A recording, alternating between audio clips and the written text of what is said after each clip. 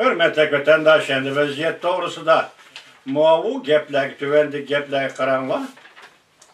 Mesela alaylı bugün çislağa 2023 yıl 9. ayının 30. günü hepteki şembe vatandaş karanlar. Birinci, Xi Jinping Cumhuriyet Kompartiya armiyasının yukarı katlamını edepleşke başladı. Cumhuriyet Kompartiyasının siyasi vaziyeti tevreşke başladı. Pul qaraydığı yıllar yutup 9. ayının 30. günü. İkinci qarama Xi Jinping eğer siyasi zərbiga uçurdu. O Tayvan'a hücum qilib hakimiyetini müstahkamlashga tavakkalchilik qilishi mumkinmi? 103 dana harbiy aeroplan Tayvanni aylanib uçuşga başladı. Halqalıq paytlar 9. ayının 30. günü YouTube 55 minut ilgiri. Şöyle görülen ki hazır hakimiyet katlamada mesela Tevreş, Dongdan Xitayca, Dongdan yaki Tevreş Uyghur tilida hakimiyet katlamada yuqori katlamdı ki memuri emeldarlardan başka, mülki emellerden başka her bir emeldarlar. Patiparakçılık nime deseniz, bugün sana geldi, ete kimge keledi mana mı? Bugün bana geldi, ete kimge keledi sana mı? Muşundak bir-biriga muşundak söz eytişqa kirib qalgan, muşundak bir basquşqa kirib qalgan bolsa demek, her bir rehber yoki her bir yuqori amaldor o'zini qo'g'dash, o'zini oqlash, o'zini daldığılash yoki munosabat doirasini taraytish. İkinci birisi bilen qalaymagan munosabatda qalaymagan söz iborada bo'lmaslik. Muşundak ihtiyatçallık ichiga tushib qoldi degan gap bir hakimiyet. Onun akıbetinden nimeni kütüşünüz mümkün vatandaş. Bunu tevreşişi kirdi depsin koyuptu. Pullu qaraydigan yıllar. Siyasi zərbiga uçurdu depsin koyuptu. Halkılık paytlar. Bu işki torbeti bugün şembe günde okşaşta bir mavzudu sözlügen qaraganda vatandaş. Andın başta ettim ki Tayvan Devlet Müdafiə Ministerinin depti nazok. Vaziyet intayin nazok. Muşu bir cümle sözden kılıptı. Demek o şunu his kıldı degen gap. Mesela muşundak bir peytte devlet bayrami harpsi. Cungo üçün etkanı şundak ama Cungo'nun atalmış devlet bayrami harpsi. Hatta ziyafetin birip oldunuz. Başta etkandak ziyafet kim o kelip yetti daimi heyet azasının aldığı olturulmay net başka tarafta görünüş hasıl kılıştan üzümü ihtiyatçallıkla havatırlılıştan bir kısmı. Bırak vaziyet şundak ahval tuğanda vatandaşım. Cungo vaziyeti deyimiz, Cungo'nun işki vaziyeti deyimiz. Partiyanın hakimiyet, hukukun vaziyeti deyimiz. Yalnız bu Tayvan boğuzdan vaziyeti ama. Yani hazır. Meyli bunu popuzu deylik. Meyli kandak düşendireylik. Bu iş bügüllü buluvatkan iş emez. 2 yıldan bir davamlı işip gelivatkan iş. Bırak nazik tarafı nerede kırattığına. Amerika Koşmuş Ştatları demedi. Tokunu işe kirip kalmaylık dedi. Amerika üzden izcil siyaset amel kılıp geldi vatandaş.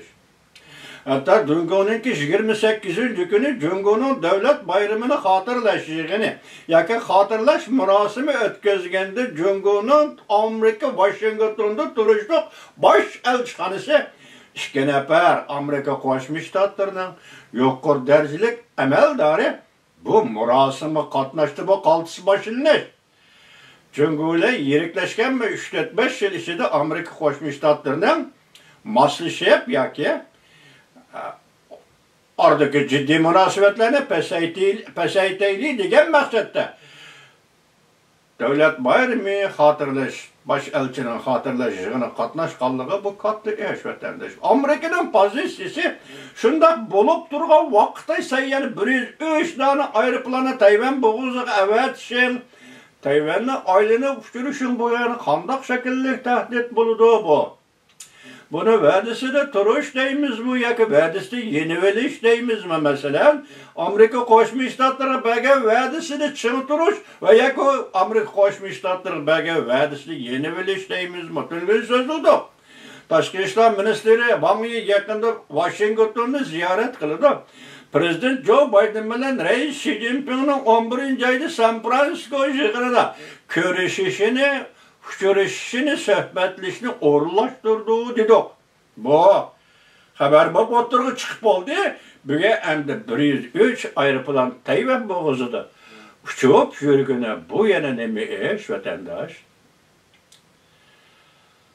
Biz tunugun şunun var yakarak da sizlerge vaziyet tahlil qilib berganini qarang. Bugun mana bu Tayvandan hozir Hongkong şirketi amaliyat Tayvandan aloqador taraflar torbeti desangiz bo'ladi-da buni elaqi. Siz ochgandak, men ochgandak oddiy torbetlar emas bu. Pul qaraydigan yillar, xalqaro paytlardagi oddiy torbetlar emas. Mayli bu Tayvan hukumat tarafdan kelgan xabar bo'lsin, lekin vaziyat shu. Kim bu vaziyat to'g'risi kim so'zi shundoq so'zlaydi vatandosh? Bu shundoq noziklik darajasiga. Masalan, bu yerda mening ta'kidlaydiganim Amerika munosabatni yaxshilayli dedi. O'zim shuning qaraganda munosabatni yaxshilashga qo'shildim. Chunki sening tashqi ishlar ministring Wang Yi bugun Maltada, ati Moskvada, bugun Washingtonda, ati Beijingda o'tirliqda muqaddas qatnab yurayotgan vaqtda diplomatiya amaldori Wang Yi sen tuyuqsizdi bunda bir aeroplanni Tayvanga avatishim u qamlashmaydi degan gap. Ondan ikki torbetning tasvirligini o'xshashla hokimiyat qatlami, Jungoning hokimiyat qatlami, mayli harbiy ishlar qatlami, mayli mulkiy amaldorlar qatlami hozir tarafda andisha, vasvasa o'zining taqdirini buldu. Onun ichiga hozir bugun pul qaraydigan yillar dediki nima dedim? Harbiy ishlar komiteti, Cumhur Xalq Cumhuriyeti Harbiy ishlar komiteti. Bunun reis Xi Jinping. Yani kimler Mao reisi, Zhao Yusha, o Mao reislerinden başka 7 nefer harbiy amaldor. Daimi harbiy ishlar to'g'risida yig'in ochadigan 7 nefer harbiy amaldor. Reis Xi Jinping'den başka 7 nefer harbiy amaldor butunlay g'oyib bo'lgan gap. Bu nima ish vatandosh? G'oyib bo'ldi degan gap ya qo'lga oldi ya yo'qotdi degan gap, ham yo'qotdi degan darajaga yetmasimi? G'oyib bo'ldi. Harbiy ishlar komiteti butun g'oyib bo'ldi desa bu qo'ltis gap-ku vatandoshim ey. Bu yerda yana qaytib kelaylik, biz anaqa Tayvanning davlat mudofaa ministri vaziyat intayin nozuk degan yerga qaytib kelaylik ya vatandosh.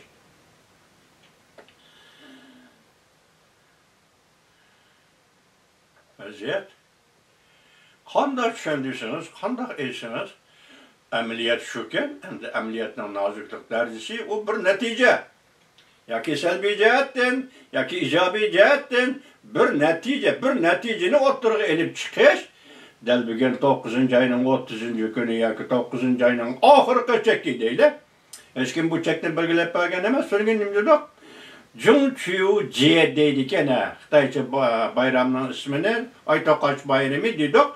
Shuning Aytoqoch bayramining oldi kaynida bir chataq bir voqea Jungoda o'ttirib chiqibdi degan mushu gap so'zlar to'rbetida takrorlangan mushu so'zlar oxiri reallikqa aylanamdi bu qanday? Chunki men ahvoli qarang mana. Ve ishki torbeti damliq ishki torbeti o'xshashli mavzu qo'yibdi. Yani bir o'qiydi, renjiman qiram. Yani bir o'qibray, yani bir o'qiydi. Xi Jinping Jungo Kompartiya armiyasining yuqori qatlamini adabtlashga boshladi. Jungo Kompartiyasining siyosiy vaziyati tavrashga boshladi. Bu qancha pul qaraydigan yillar. Onda ikkinchisi Xi Jinping eğer siyosiy zarbaga uchirdi. O Tayvanga hujum qilib, hokimiyatni mustahkamlashga tavakkalchilik qilishi mumkin bu.